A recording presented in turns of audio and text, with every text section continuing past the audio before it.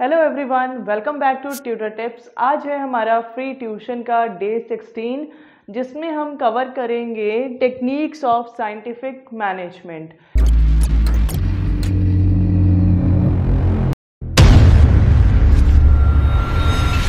F.W.. Taylor ने बहुत सारे एक्सपेरिमेंट्स करे हैं मैनेजमेंट के फील्ड में और उन एक्सपेरिमेंट्स के ऊपर बेस्ड उन्होंने कुछ साइंटिफिक टेक्निक्स भी बताई हैं जिन टेक्निक्स को यूज़ करके ऑर्गेनाइजेशन में अच्छी जो वर्किंग है वो हो सकती है और एक्टिविटीज़ को स्मूथली रन किया जा सकता है। तो चलिए देखते हैं कौन कौन सी टेक्निक्स एफ.डब्ल्यू. टेलर ने दी हैं for the betterment of the organization. First है फंक्शनल फोरमैनशिप। फंक्शनल फोरमैनशिप में क्या है कि इसमें उन्होंने फंक्शंस को स्मूथ करने के लिए दो तरह के जो फोरमैन हैं, ठीक है, उनको प्लेस किया है सो दैट कि ऑर्गेनाइजेशन में जो वर्कर्स वर्क कर रहे हैं, ठीक है, उन एक्टिविटीज़ को परफॉर्म कर रहे हैं जो मैनेजमेंट द्वारा बताई गई हैं, ठीक है, तो वो क्या है प्लानिंग के साथ चलती हैं, प्लस क्या है उनकी एग्जीक्यूशन कैसे होती है ये एफ.डब्ल्यू. टेलर ने दो पार्ट्स में डिवाइड कर दिया। मतलब चार जो हमारे क्लर्क हैं या चार जो एक्सपर्ट हैं, इंस्ट्रक्टर्स हैं या हमारी जो मैनेजर्स हैं, ठीक है, फोरमैन हैं, उनको हम एक साइड पे रखेंगे, चार एक साइड पे। मतलब चार जो होंगे वो प्लानिंग करेंगे और चार जो हमारे एक्सपर्ट होंगे वो क्या करेंगे, जो वर्किंग हो रही है उनकी एग्जीक्यूशन जो हो रही है एक्टिविटीज़ की, उनको ध्यान में रखेंगे। तो चलिए देखते हैं क्या क्या आपने इसमें नोट डाउन करना है। Functional foremanship, under this every employ works under the supervision of 8 expert foremans. ठीक है कि फंक्शनल फोरमैनशिप में क्या है कि हर एक एम्प्लॉय मतलब, ठीक है, वो किसकी सुपरविजन में रहेगा, 8 एक्सपर्ट्स की सुपरविजन में रहेगा, जिनमें से जो 4 सुपरवाइजर हैं या एक्सपर्ट्स हैं, ठीक है, वो क्या है प्लानिंग से रिलेटेड वर्क करेंगे एंड जो 4 हैं वो किससे रिलेटेड वर्क करेंगे, जो भी फंक्शंस हैं उनकी एग्जीक्यूशन कैसे होनी है, कैसे जो वर्क फोर्स है वो एक्चुअल में एक्टिविटीज़ में कन्वर्ट करेंगे उन पर्टिकुलर जो भी प्लानिंग्स है उनको। ठीक है, तो क्या है इसमें क्या आएगा कि जो ये एग्जीक्यूटिव या हम ये कह सकते हैं कि एग्जीक्यूशन एक्सपर्ट्स हैं वो क्या करते हैं, डायरेक्शन देते हैं एम्प्लॉयज़ को about the execution of the functions जो भी प्लान हुआ है, ठीक है, एंड देन उनको सुपरवाइज करते हैं कि किस तरीके से वर्क करना है। अब यहाँ पे मैंने एक डायग्राम बनाया है जिससे और भी ज़्यादा क्लियर हो जाएगा।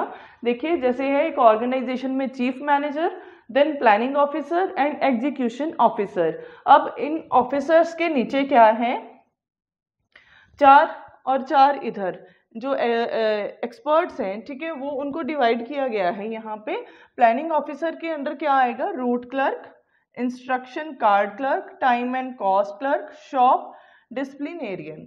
ठीक है, उसके बाद एग्जीक्यूशन ऑफिसर, ठीक है, इनके अंडर क्या आएगा, gang boss, speed boss, repair boss and inspector. कि ऑर्गेनाइजेशन में जहाँ पे वर्किंग हो रही है, जहाँ पे एक्चुअल में वर्क परफॉर्म हो रहा है, वहाँ पे ये 4 इंस्ट्रक्टर्स, 4 ऑफिसर्स जो हैं वो अवेलेबल होंगे और इनके अंडर जितने भी वर्कर्स हैं वो वर्क करेंगे। ठीक है, तो चलिए one by one in points को हम डिस्कस करते हैं। फर्स्ट है हमारा point, foreman of planning department. Planning department में कौन कौन से क्लर्क्स आ जाते हैं, ठीक है, जो क्या है जस्ट प्लानिंग करते हैं कि जो भी ऑर्गेनाइजेशन के फंक्शंस हैं उनको किस तरीके से परफॉर्म किया जाएगा, क्या टाइम होगा, ठीक है, और किस टाइम पीरियड पे कौन सा इंडिविजुअल उस पर्टिकुलर वर्क को परफॉर्म करेगा, ठीक है, उसके लिए क्या जो रूल्स हैं या क्या उसके प्रिंसिपल्स हैं, क्या टेक्निक्स हैं, क्या चीज़ें यूज़ होंगी। ठीक है, तो चलिए वन बाय वन देखते हैं इनको। First is route clerk. Route clerk, route का मतलब क्या होता है, ठीक है, रास्ता। ठीक है, तो यहाँ पे रूट क्लर्क जो है वो क्या करता है कि सीक्वेंस बताता है फंक्शन का, किस टाइम पे कौन सा फंक्शन जो है वो परफॉर्म होगा by the employees of the organization. देखिए यही चीज़ इसमें लिखिए, determines the sequence of functions to be performed. ठीक है, कौन सा फंक्शन परफॉर्म होगा, किस टाइम पे परफॉर्म होगा, उसका सीक्वेंस बताता है कौन, रूट क्लर्क। ठीक है, इस चीज़ को याद रखना है। उसके बाद है instruction card clerk. Instruction card clerk, instruction से ही क्लियर है इसका क्या मतलब है कि इंस्ट्रक्ट करना है अपने एम्प्लॉयज़ को कि काम को कैसे करना है। Give instructions to the workers regarding work, regarding the execution, use of resources and equipments and speed of work। ठीक है, ये सभी चीज़ें इसमें आ जाएंगी कि जो इंस्ट्रक्शन क्लर्क है, ठीक है, किसके बारे में इंस्ट्रक्शंस देगा, काम के बारे में, देन उसको कैसे परफॉर्म करना है, देन किस तरह के रिसोर्सेज या जो भी हमारे पास रिसोर्सेज अवेलेबल हैं उसका कैसे यूज़ करना है, इक्विपमेंट्स, कौन से टूल्स यूज होंगे, एंड देन क्या स्पीड रहेगी काम को करने की। ठीक है जी। उसके बाद है टाइम एंड कॉस्ट क्लर्क। अब टाइम एंड कॉस्ट क्लर्क मतलब वो क्लर्क जो है और टाइम एंड कॉस्ट को डिसाइड करेगा कि किस टाइम पीरियड पे और पर्टिकुलर किस गिवन उस पर्टिकुलर टाइम पीरियड में पर्टिकुलर वर्क परफॉर्म हुआ है या परफॉर्म होगा। ठीक है, अब इसमें आ जाएगा कि time and cost clerk prepares the record of time taken and cost incurred by the employees to accomplish a task. एक टास्क को कंप्लीट करने के लिए क्या कॉस्ट लगी प्लस कितना टाइम लगा, उस चीज़ को यहाँ पे रिकॉर्ड कौन करेगा, टाइम एंड कॉस्ट क्लर्क। अब देखिए इसमें आप एग्जाम्पल दे सकते हो टाइम एंड कॉस्ट क्लर्क की, यहाँ पे आप एग्जाम्पल भी बना सकते हो। Suppose 30 pencils in a week बनानी है, 7 डेज में 30 पेंसिल्स प्रोड्यूस करनी है। ठीक है, उनको बनाना है, तो देन क्या इसमें टाइम क्या रहेगा और कॉस्ट कैसे मतलब ये क्लर्क जो है मेंटेन करेगा कि उस 7 डेज में वो 30 पेंसिल्स जो बनेगी उसके लिए जो स्पीड है या जो टेक्निक्स है उनके बारे में बेसिकली फोकस किया जाएगा, सो दैट टाइमली बेसिस पे आफ्टर 7 डेज 30 पेंसिल्स बन के तैयार हो जाएं।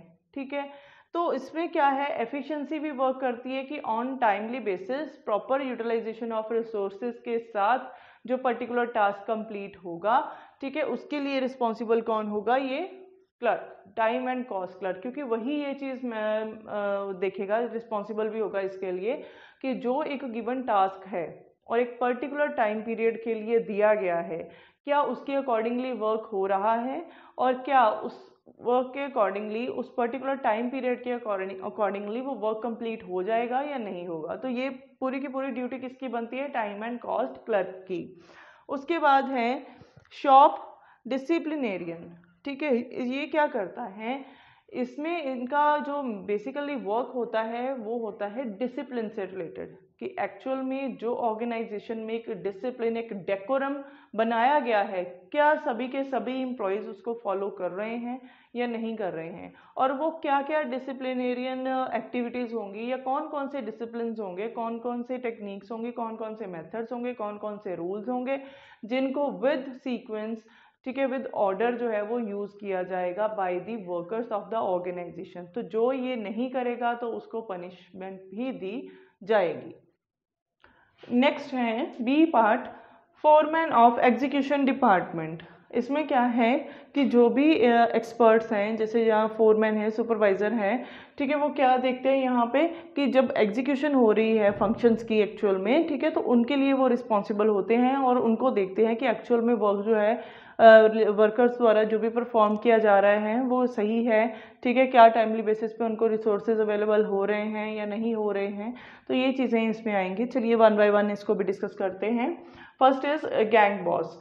गैंग बॉस, ठीक है, ये कौन है, ये क्लर्क हैं जो क्या करते हैं बेसिकली प्रोडक्शन डिपार्टमेंट में, ठीक है, अपने वर्कर्स को मशीन्स, मटेरियल टाइमली बेसिस पे प्रोवाइड करते हैं, ठीक है, और मटेरियल को एंड रिसोर्सेज को प्लस मशीन्स को, टेक्निक्स को इस तरीके से वो केप्ट रखते हैं सो दैट जब जिस टाइम पे जिस पर्टिकुलर चीज़ की ज़रूरत हो वो टाइमली बेसिस पे वर्कर्स को मिल जाए और विदाउट एनी डिले जो भी प्रोडक्शन है वो स्मूथली चले।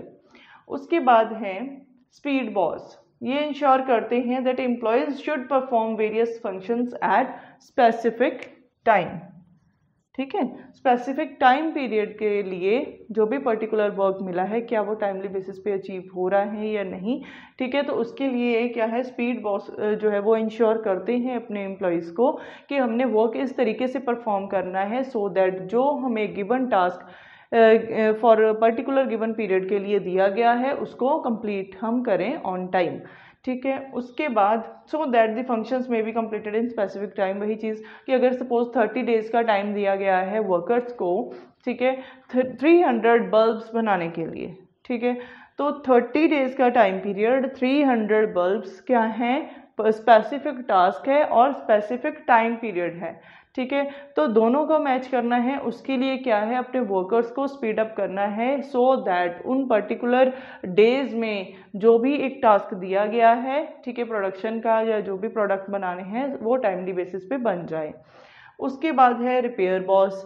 अब रिपेयर बॉस क्या करते हैं, ये बेसिकली रिस्पॉन्सिबल होते हैं कि टाइमली बेसिस पे जो इक्विपमेंट, जो टूल्स यूज़ हो रहे हैं वाइल वर्किंग, ठीक है, जो भी फंक्शंस परफॉर्म हो रहे हैं उनमें, तो देन क्या है, उनकी रिपेयर जो है वो हो सके टाइमली बेसिस पे, सो दैट अगर कोई प्रॉब्लम आई है तो विदाउट एनी डिले उस प्रॉब्लम का सोल्यूशन निकाला जाए। अगर सपोज मशीन्स चलती चलती बंद हो जाती हैं या सम टाइम उनमें कोई खराबी आ जाती है, कोई भी जो मशीन का पुर्जा है वो ख़राब हो जाता है, तो जो रिपेयर बॉस है वो क्या करते हैं, on that time without any delay उस मशीनरी को सही करते हैं सो दैट जो पर्टिकुलर वर्क है वो बिना किसी डिले के कंप्लीट हो जाए। उसके बाद है इंस्पेक्टर। इंस्पेक्टर क्या करते हैं, ओवरऑल जो वर्किंग है ऑर्गेनाइजेशन की उसको सुपरवाइज करते हैं, ठीक है, कि जो भी पर्टिकुलर वर्क है क्या वो टाइमली बेसिस पे परफॉर्म हो रहा है या नहीं हो रहा है, कौन किस पर्टिकुलर वर्क को परफॉर्म कर रहा है, ठीक है, उसकी ड्यूटीज़ क्या है, क्या ऑर्गेनाइजेशन में बनाया गया डिसिप्लिन जो है क्या सभी उसको ओबे कर रहे हैं, नहीं कर रहे हैं, वो सारे की सारी देख रेख कौन करता है, इंस्पेक्टर। सेकेंड पॉइंट है standardization and simplification of work.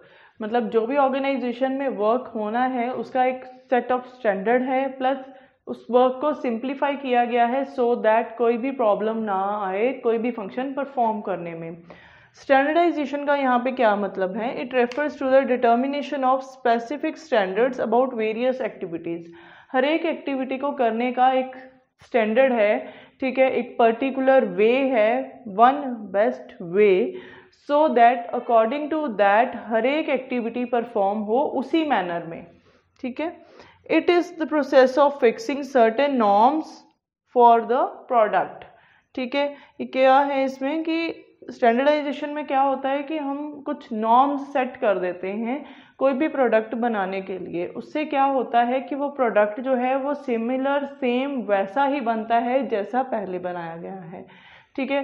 तभी टूल्स टेक्निक्स इस तरीके की यूज़ करी जाती हैं, उनमें जो भी फंक्शनिंग होती है वो क्या है, सेम मैनर में सेम स्टैंडर्ड्स के साथ वो फंक्शनिंग परफॉर्म हो, ठीक है। तो उसके लिए क्या है, ऑर्गेनाइजेशंस में क्या होता है, रूल्स फॉलो होते हैं, टेक्निक्स फॉलो करी जाती हैं, प्लस नॉर्म्स सेट करे जाते हैं कि जो पर्टिकुलर वर्क जिस टाइम पीरियड पे जो पर्सन कर रहा था, प्लस क्या वो स्टैंडर्ड सेट किया हुआ है उसके अकॉर्डिंगली ही अगर वो वर्क हो रहा है तो देन उस वर्क में स्पेशलाइजेशन आएगी, प्लस वो वर्क जो है बेटर क्वालिटी का होगा। ऐसे मैंने ना एक जर्नल एग्जांपल ली है यहाँ पे, ठीक है, गैप की, जनरली एक्सेप्टेड अकाउंटिंग प्रिंसिपल, ठीक है। ये भी एक सेट ऑफ स्टैंडर्ड है कि जितनी भी फर्म्स हैं, ठीक है, या जब हम ये कहते हैं कि कोई भी फर्म्स होती हैं जो, या फिर कोई कंसर्न है, कोई ऑर्गेनाइजेशन है, जब उनमें फाइनेंशियल ईयर्स में जब क्या है फाइनेंशियल पोजीशंस को मेंटेन करना या सपोज उसकी रिपोर्टिंग करनी होती है, तो तब क्या है, जनरली एक्सेप्टेड अकाउंटिंग प्रिंसिपल्स को फॉलो किया जाता है। ये क्या है, एक सेट ऑफ नॉर्म्स हैं, सभी ऑर्गेनाइजेशंस इसको ही फॉलो करती हैं कि किस तरीके से हमने अपने फाइनेंशियल ईयर में या उस फाइनेंशियल ईयर में जो भी पर्टिकुलर वर्किंग हुई थी किस हिसाब से हुई थी और उसका हमने क्या एनालिसिस करना है, तो वो इसी से अकॉर्डिंग ही किया जाएगा। जैसे यहाँ पे क्या मेंशन है, gap generally accepted accounting principles that companies must follow when preparing the reporting there annual financial statements. जब फाइनेंशियल स्टेटमेंट्स बनती हैं, ठीक है, तो तब क्या है वो फॉलो करते हैं इन जनरल प्रिंसिपल्स को। They ensure uniformity in how financial reports are prepared. ये क्या है, कंपनीज में यूनिफॉर्मिटी भी दिखाता है कि किस तरीके से फाइनेंशियल जो स्टेटमेंट्स हैं वो बनाई जाती हैं बाय द कंपनीज। ठीक है, तो ये क्या है, एक सेट ऑफ नॉर्म्स है, ठीक है, जो क्या है यूनिवर्सली सबके लिए, सभी ऑर्गेनाइजेशन के लिए सेम मैनर में यूज होता है। इसमें आप कोका कोला की भी एग्जांपल दे सकते हो, ठीक है, कि वो प्रोडक्ट का भी एक स्टैंडर्डाइज्ड फॉर्म है, ठीक है, एक पर्टिकुलर नॉर्म उसमें सेट किया गया है कि जिस तरीके से वो पर्टिकुलर टेस्ट जो है उस प्रोडक्ट का वो मेंटेन रहे। ठीक है, तो उसको बनाने के लिए भी क्या है, स्टैंडर्डाइजेशन यूज़ हुई है कि कितना प्रोडक्ट जो है, ठीक है, कितना मटेरियल हम यूज़ करेंगे सो दैट उसका जो टेस्ट है वो सेम रहे। ठीक है, तो इसी तरीके से आप अपनी तरफ से भी एग्जांपल्स बना सकते हो। अगर फिर भी आपको कोई डाउट हो इससे रिलेटेड या फिर आप कोई और लाइव एग्जांपल जानना चाहते हो तो स्क्रीन पे दिए गए व्हाट्सएप नंबर पर आप मुझे मैसेज कर सकते हो, प्लस कमेंट सेक्शन में आप मुझे क्वेश्चन भी पूछ सकते हो, या फिर अगर आपको कोई कन्फ्यूजन है तो उसके रिगार्डिंग भी आप जो है वो मैसेज डाल सकते हो। ठीक है जी, तो चलिए देखते हैं नेक्स्ट, सिंप्लीफिकेशन। सिंप्लीफिकेशन का क्या मतलब है?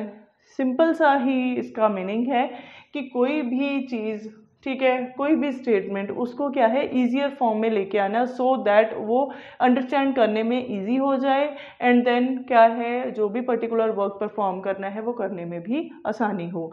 ठीक है, तो देखिए क्या है, making something easier to understand, then it refers to limiting the type, size, degree of quality of the product. Organization में सिंप्लीफिकेशन का क्या मतलब है, लिमिट लगानी है टाइप्स के ऊपर, साइज के ऊपर, डिग्री के ऊपर, ठीक है, डिग्री ऑफ क्वालिटी के ऊपर और प्रोडक्ट के ऊपर, सो दैट हम उसी को ही प्रॉपर वे से मैनेज कर पाए। ये ना हो कि 100 ऑफ प्रोडक्ट्स हमने लॉन्च कर दिए लेकिन उनको मेंटेन करना बहुत मुश्किल है या उसको बनाना बहुत मुश्किल है। तो क्या है, एक लिमिट लगानी है, अप टू सम लिमिट हमने वो पर्टिकुलर वर्क परफॉर्म करना है सो दैट उसको समझने, जानने और मेंटेन करने में भी हमें आसानी हो।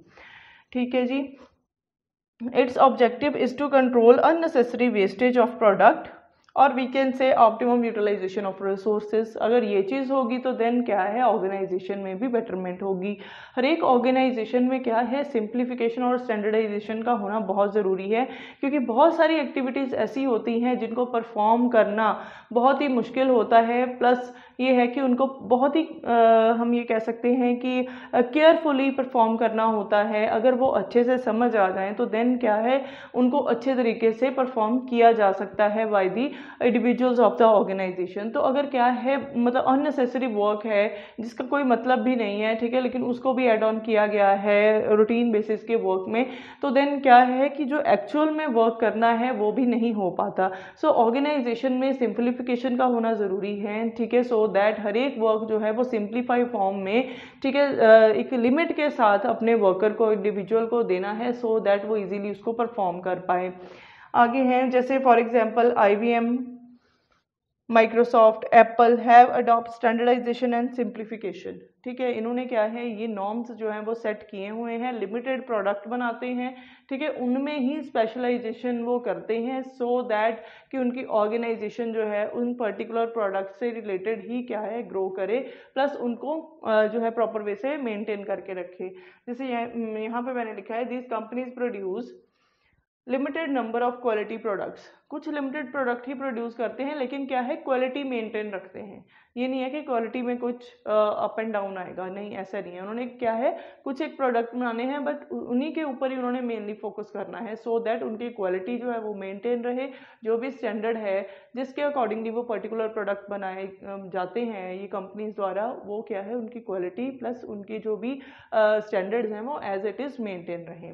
Then these companies have implemented strict standards related to the organization's working for smooth flow of all the activities. So यही है हमारा standardization and simplification.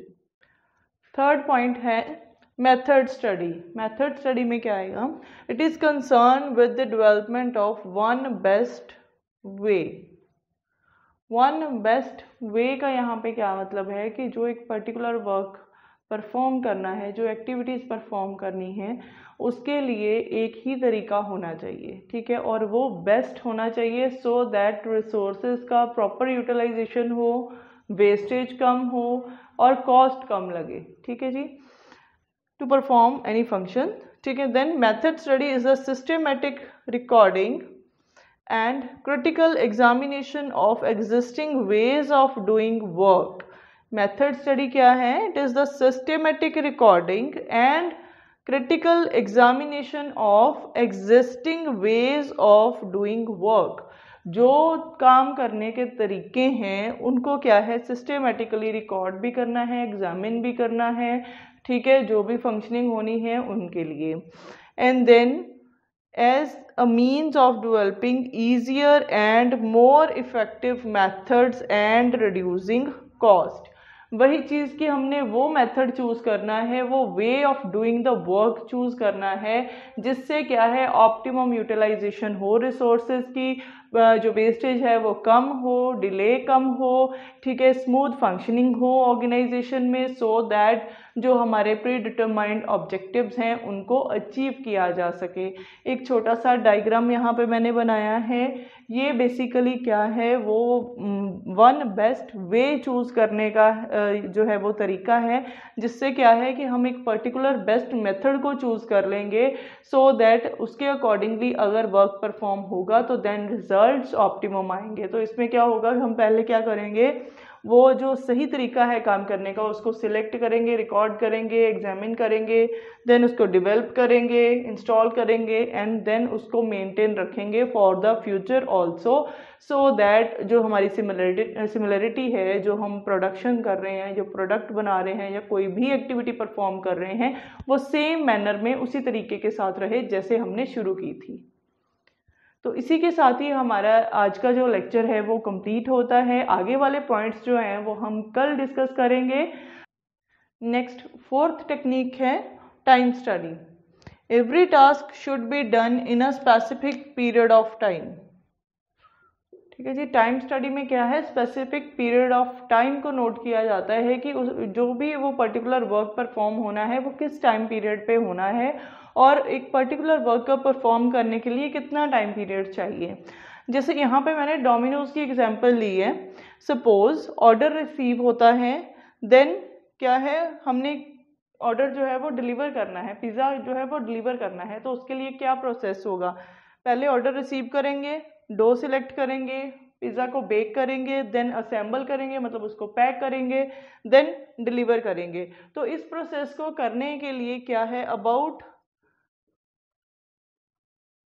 30 मिनट्स लगते हैं, ठीक है। तो यूजुअली क्या है कि अगर ये एक्टिविटी होगी, मतलब क्या है कि अगर हमें ऑर्डर मिला है, हमने पिज़्ज़ा डिलीवर करना है तो उसके लिए 30 मिनट्स चाहिए। तो हर एक activity regarding making the pizza और उसकी डिलीवरी तक कितने मिनट लगते हैं, 30। तो हर एक एम्प्लॉय जो है उसके लिए एक सेट ऑफ स्टैंडर्ड जो है वो बन जाता है। एक टाइम स्टडी में ये स्टैंडर्ड फिक्स हो जाता है कि एवरेज टाइम एक प्रोडक्ट को बनाने के लिए, एक पिज़्ज़ा को बनाने के लिए कितना लगता है, 30 मिनट्स का, मतलब प्रोडक्ट को बनाना प्लस उसको डिलीवरी के लिए भेजना, ठीक है। आगे है, it is the one best technique of scientific management which involves observation and recording of time taken in performing a particular task. अब जो डिलीवरी ऑफ पिज़्ज़ा है, ठीक है, ये एक पर्टिकुलर टास्क है डोमिनो का कि मतलब अगर ऑर्डर मिला है तो उसको डिलीवर करना है, तो विद इन 30 मिनट का टाइम पीरियड जो है वो ले लिया जाता है अपने कस्टमर से कि मतलब 30 मिनट में आपको पिज़्ज़ा मिल जाएगा। तो ऑर्गेनाइजेशन में या सपोज अगर ये डोमिनो है तो इसमें भी क्या है, ऑब्जर्वेशन के साथ, एग्जामिनेशन के साथ क्या है, वो टाइम पीरियड को सेट किया जाता है कि जब कस्टमर का ऑर्डर रिसीव होना है प्लस क्या है उसमें पिज़्ज़ा जो बनाना है उसका भी टाइम पीरियड इंक्लूड होगा एंड देन उसको आगे डिलीवर करने का भी टाइम पीरियड इंक्लूड होगा। तो ये कैसा होगा कि जब क्या है उसमें डीप ऑब्जर्वेशन और रिकॉर्डिंग ऑफ टाइम जो है वो जो टॉप मैनेजमेंट है वो उसको नोट डाउन करती है। तो ठीक है जी। उसके बाद क्या है, आप इसमें और चीज़ भी एक ऐड ऑन कर सकते हो कि स्टॉप वॉच टूल जो है वो यूज़ करी जाती है टाइम को नोट डाउन करने के लिए और आइडेंटिफाई करने के लिए स्टैंडर्ड टाइम कि एक पर्टिकुलर टास्क को परफॉर्म करने के लिए कितना टाइम लगता है। और मैंने एक और एग्जांपल ली है, जैसे कोई प्रोडक्शन यूनिट है, ठीक है, सपोज उसमें क्या है, अकॉर्डिंग टू टाइम स्टडी एक यूनिट को बनाने के लिए कितना टाइम लगता है, 30 मिनट्स का टाइम लगता है। In such situation an employ should produce 2 units in 1 hour, ठीक है। तो 2 यूनिट वो क्या है 1 घंटे में बना सकता है एंड देन 16 यूनिट्स वो क्या है 8 आवर में बना सकता है। तो ये कैसे पॉसिबल है, अगर क्या है जो टाइम स्टैंडर्ड है वो सेट है। वो सेट कैसे है, जब क्या है कि उसको आइडेंटिफाई किया गया एंड देन क्या है उसको रिकॉर्ड किया गया जब वो एक पर्टिकुलर टास्क परफॉर्म हो रहा था। तो साइंटिफिक मैनेजमेंट में बेसिकली यही बताया गया है कि टाइम स्टडी को भी नोट डाउन करना है, सो दैट हमें ये पता चल सके कि कितने टाइम पीरियड के लिए उस पर्टिकुलर टास्क को कंप्लीट किया जाता है, सो दैट ऑर्गेनाइजेशन की एफिशिएंसी का हमें पता चल सके। So thank you for watching this video. अगर आपको ये लेक्चर अच्छा लगा तो प्लीज़ इसे लाइक ज़रूर करना, शेयर करना, चैनल को सब्सक्राइब करना एंड बेल आइकन को ज़रूर प्रेस करना, सो दैट आने वाली वीडियोस की नोटिफिकेशन आप तक पहुंच सके।